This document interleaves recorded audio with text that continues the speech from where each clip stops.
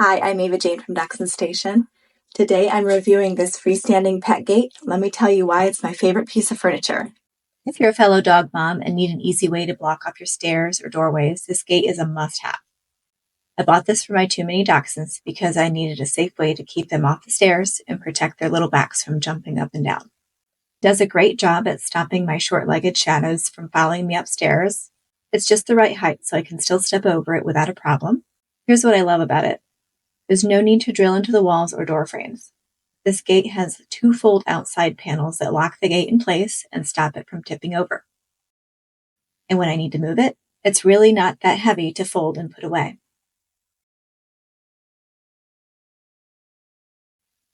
You can adjust the gate size from 40 inches up to 71 inches, so I can tuck it into narrow doorways or stretch it across a wide opening when needed. There are a couple of knobs in the middle of the gate that make it easy to shift positions. It took me a few minutes to put it all together. Just slide the panels into place and tighten the knobs. I love how it looks more like a nice piece of wooden furniture than a normal plastic gate.